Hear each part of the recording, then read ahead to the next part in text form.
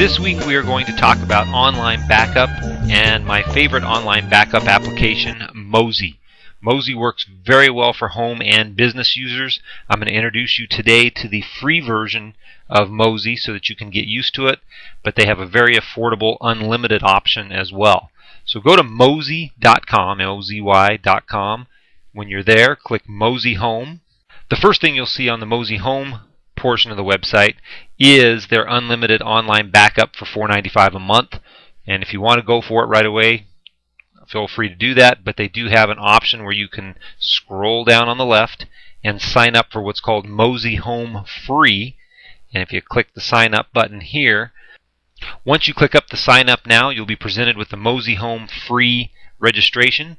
All it requires is an email address, pick a password, make sure it's a nice secure password and you write it down because this is your backup. Answer the CAPTCHA and click continue. After you click continue, Mozy will send you an email to verify that you are indeed a human being.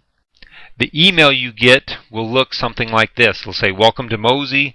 Click here on this link to activate your Mozy account." Once you click the verification link in the Mozy email, you'll be transported back to the Mozy website, where you will then download, and I recommend downloading to your desktop, the Mozy installation file. The Mozy installation file will look something like this, and you'll double click on it.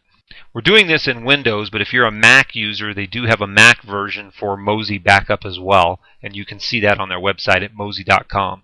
So the setup for Mozy is very typical. You get the welcome screen, you click next, you agree to their license after you read every single word, click next.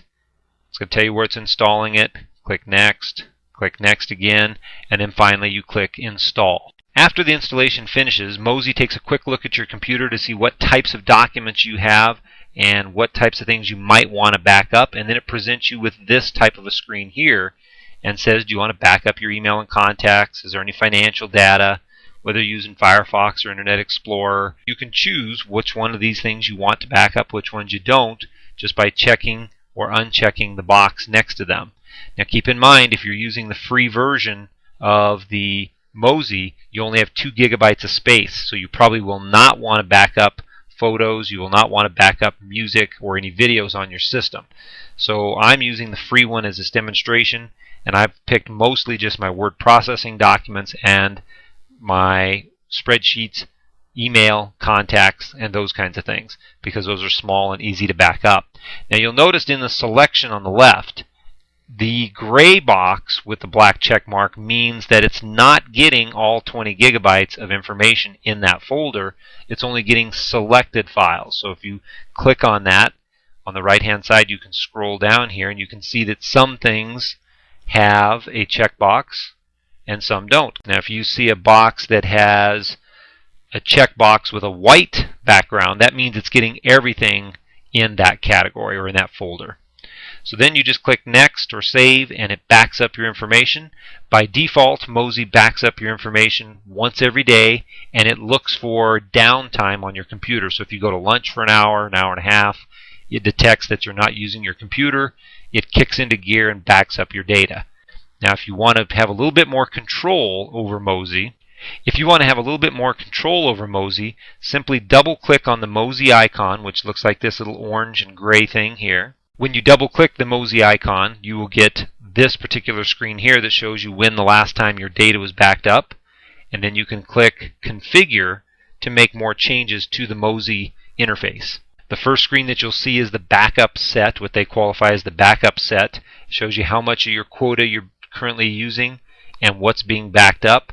If you click the File System tab, that gives you more of an Explorer type window that shows you exactly what's being backed up.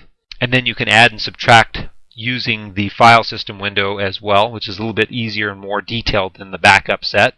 Under the schedule, you can actually set it for the automatic schedule, which is the default, or if you prefer and you want it to happen at a specific time every day, you can choose a scheduled backup. Then we go here to the options. Under the options, you can make even more changes based on how much bandwidth, how much speed of your internet you want it to take up, and then some other detailed options regarding the backup here on the left. In the History tab, you will get a list of all of the things that it's backed up. and when it backed it up.